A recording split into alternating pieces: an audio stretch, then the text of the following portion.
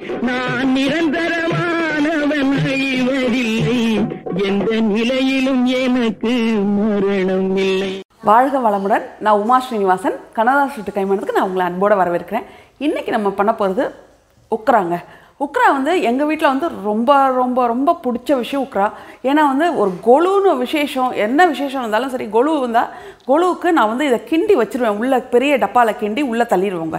ஏன்னா வந்து பிரசாதம் சில சமயத்தில் பத்தாது. அப்போ இதை எடுத்து அவனில் வச்சு கொஞ்சம் சூடு பண்ணி கொடுத்துட்டோன்னா சூப்பராக இருக்கும். அதுவும் இல்லாமல் எல்லாருக்கும் ரொம்ப பிடிச்சது. எங்கள் வீட்டுக்கு வரவங்களுக்குலாம் உக்கரா இருந்தால் ரொம்ப ரொம்ப பிடிக்கும். ரொம்ப நல்லா பண்ணியிருக்கீங்க, இது எப்படி பண்ணுறதுங்க பண்ணுறீங்கன்னு சொல்லி கேட்டே போவாங்க. அந்த அளவுக்கு இது டேஸ்ட் ரொம்ப நல்லாயிருக்கும். அது எப்படி பண்ணுறதுன்னு பார்க்கலாம் வாங்க. நெய்ங்க 1/2 கப் நெய் எடுத்து வச்சுருக்கேன். நான் 1/2 கப் நெய் எடுத்து வச்சுருக்கேன்.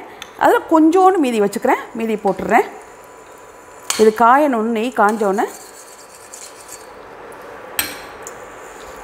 இப்போ நெய் காஞ்சோன்னே இந்த முந்திரி பருப்பு போட்டுக்கிறேன். முந்திரி பருப்பை வறுத்து எடுத்து வச்சுக்கணும். உடச்சி தான் வச்சுருக்கேன், முழு முந்திரி பருப்பாக நான் போடல.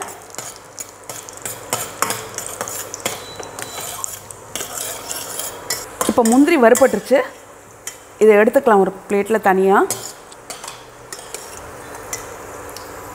இப்போ எண்ணெய் 1 கப் எடுத்து வச்சுருக்கேன். இந்த நெய்யோட இந்த எண்ணெயை ஊற்றிடலாம்.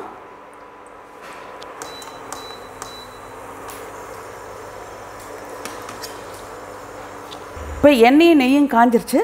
இதில் நான் ரவை வந்து 1/4 அளவுக்கு எடுத்து வச்சுருக்கேங்க. 1/4 அளவுக்கு ரவை.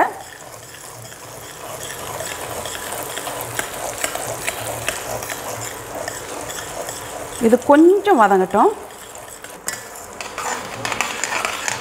இப்போ 1/4 அளவுக்கு அரிசி மாவு.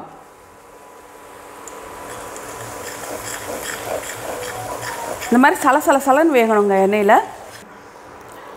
இப்போ அரிசியும் ரவையும் 1/4 அளவுக்குன்னு சொன்னேன். 1/4 அளவுக்குன்னா 50 கிராமுங்க. ரெண்டுமே 50 கிராம் இது போட்டுக்கணும். இப்போ தேங்காய், அரை மூடி தேங்காயில் நான் வந்து ஏலக்காயை 2 ஏலக்காய் போட்டு நுணுக்கி வச்சுருக்கேன்.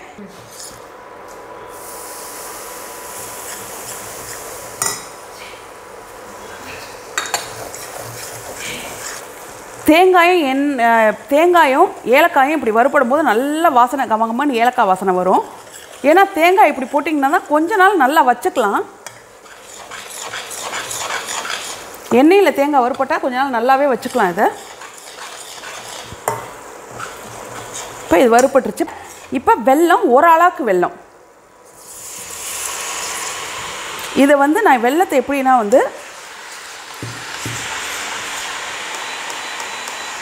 வெல்லத்தை வந்து நல்லா நச்சுட்டு தண்ணி 3/4 அளவுக்கு கிளாஸ் தண்ணி ஊற்றி நல்லா வந்து வெல்லம் கரையிற அளவுக்கு வச்சுட்டு எடுத்துட்டேன். இது வந்து பாகாக எடுத்துடக்கூடாது.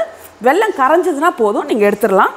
பாசிப்பயிர் மலர்ந்த மாதிரி வேக வச்சுருக்கேங்க. மலர்ந்த மாதிரி வேக வச்சுருக்கேன் இந்த பாசிப்பயிறு. இது வந்து 1/2 அளவுக்கு நான் வந்து உங்களுக்கு 100 கிராமு.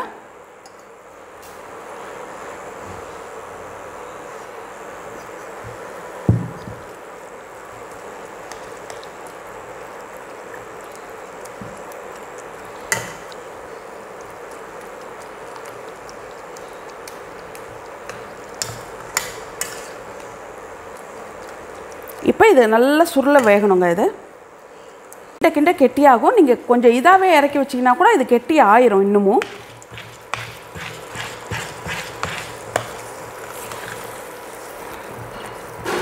கொஞ்சம் பாசிப்பருப்பு மலர்ந்த மாதிரி தான் எடுக்கணும். மலர்ந்த மாதிரி எடுத்தாலும் இதில் கிண்டும் போது நல்லா அழுத்தி இப்படி விடுங்க. அது கொஞ்சம் பாசிப்பருப்பு குழையணும். இன்னும்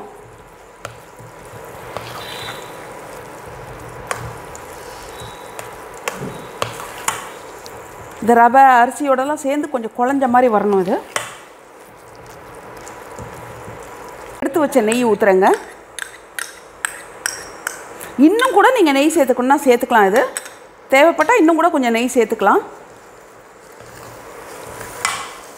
இந்த கடைசியாக எதுக்கு நெய் சேர்க்குறதுனா அந்த பச்சை கடைசியாக சேர்க்குற நெய் வந்து நல்ல வாசனை கொடுக்கும். அதனால் கடைசியாக கொஞ்சம் நெய். இது முடிஞ்சிருச்சு. இதில் முந்திரி பருப்பு கடைசியாக அவ்வளோதாங்க. இது வந்து ரொம்ப திகட்டவே திகட்டாது. ஏன்னா அந்த அளவு தான் நமக்கு வந்து வெல்லம் சேர்த்துருக்கோம். இல்லை எங்களுக்கு ரொம்ப ஜாஸ்தியாக வெல்லம் வேணும், இல்லைன்னா சர்க்கரை வெல்லம் வேணும்னா வெல்லம் போட்டுக்கலாம். அப்படி இல்லைன்னா வந்து இது பண்ணும்போது உங்களுக்கு வெல்லம் பத்தலை அப்படின்னு தோணுச்சுன்னா நீங்கள் சுகர் கூட கொஞ்சம் சேர்த்துக்கலாங்க. சர்க்கரையை கூட கொஞ்சம் ஒரு கால் அளவுக்கு சர்க்கரை சேர்த்திங்கன்னா ரொம்ப இனிப்பு இது பண்ணும். ஆனால் இது எவ்வளோ வேணாலும் சாப்பிட்லாம், அந்த அளவுக்கு தான் இது இனிப்பு இருக்கும். கம்மியாக இருக்கும் இது இனிப்பு. அவ்வளோதாங்க. இது வந்து நீங்கள் ஃப்ரிட்ஜில் 1 வாரம் வரைக்கும் நீங்கள் அப்படியே வச்சுக்கலாம். ஃப்ரிட்ஜில் இதை 1 வாரம் வரைக்கும் அப்படியே வச்சுக்கலாம். நான்லாம் வந்து கொலுவுக்கு கிண்ணனா ஃப்ரிட்ஜில் எப்போவுமே 1 வாரம் இருக்கும். ஏன்னா பிரசாதம் வர தீர்ந்து போயிடுச்சுன்னா இதை தான் நாங்கள் எடுப்போம். இதை எடுத்து, ஏன்னா அந்த நேரத்துக்கு நம்மளை எதுவுமே பண்ண முடியாது அவசரத்துக்கு. இது பண்ணி வச்சுப்பேன், அப்புறம் மாவு உருண்டை பண்ணி வச்சுப்பேன்.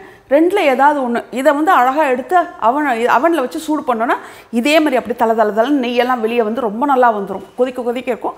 அதை வச்சு கொடுத்துருவோம். இப்படி மாற்றி எடுத்துப்போம். மாவு உருண்டை இது ஏதாவது மாற்றி தான் எடுத்து இந்த மாதிரி பண்ணி எடுத்து வச்சுப்போம். ஏன்னா வந்து கொலு சமயத்தில் வந்து வந்துக்கிட்டே இருப்பாங்க. அந்த சமயத்தில் வந்து டென்ஷனில் எதுவுமே பண்ண முடியாது. அதனால் கட்டாயம் ஒரு கொலு 3 நாளைக்கு அப்புறம் இதை கட்டாயம் கிண்டி உள்ளே தள்ளிடுவோம். உள்ளே தள்ளி இதை தாங்க சூடு பண்ணி எடுத்து கொடுப்போம். கட்டாயம் ரொம்ப சூடு பண்ணி எடுத்து கொடுப்போம். ரொம்ப பிடிக்கும் எல்லாருக்குமே. 1 வாரம் ஆனாலும் அந்த ஃப்ரெஷ்னஸ் போகாது. ரொம்ப நல்லாயிருக்கும் உங்களுக்கு. இதை நீங்கள் ட்ரை பண்ணி பாருங்கள். இது கட்டாயம் உங்களுக்குலாம் பிடிக்கும். பிடிச்சிருந்தால் லைக் பண்ணுங்கள், ஷேர் பண்ணுங்கள், சப்ஸ்கிரைப் பண்ணுங்கள், பெல் ஐக்கான் பட்டன் கிளிக் பண்ணிடுங்க. வாழ்க வளமுடன்.